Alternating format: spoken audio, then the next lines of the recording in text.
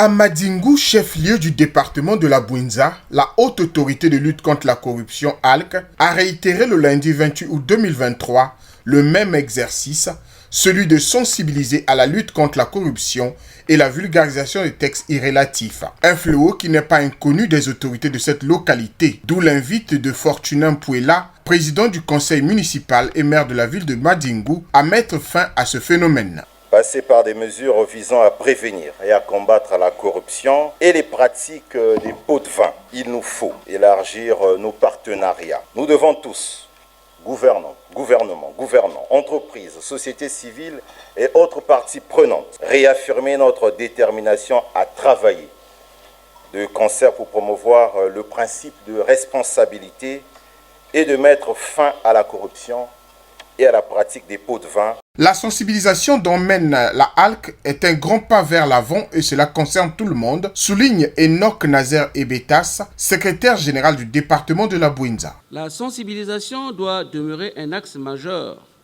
de la politique nationale en matière de lutte contre la corruption. Chacun de nous doit se sentir responsable et constituer un maillon de la chaîne qui, à terme, sera décisif dans la recherche des solutions à cet épineux problème.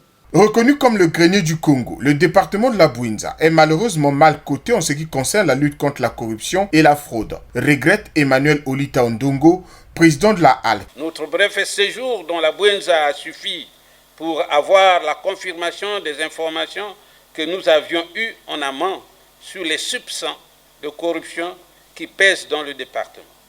Dans tous les cas, ça va se savoir et nous saurons qui a fait quoi. Je peux vous rassurer qu'après notre passage, nous saurons quoi faire pour en savoir plus et surtout dans le cadre de l'indice de perception de corruption du département. Les différentes communications des membres de la ALC sur, entre autres, l'écosystème de la lutte contre la corruption et la fraude, les différents mécanismes et outils de dénonciation, ainsi que les missions de la ALC ont édifié l'auditoire. Les lois seules ne pourront pas certainement faire aboutir, mais je crois qu'il y a un problème de conscience personnelle et de conscience collective de la nation pour les intérêts de la nation, qu'on arrive à la dénonciation, que tout le monde puisse dénoncer chaque fois quand il y a un cas, et qu'il y ait peut-être la première aussi publication des résultats des premières dénonciations. Après Madingu, la délégation de la ALC a mis le cap sur Nkayi, où va se poursuivre la même mission de sensibilisation et d'information.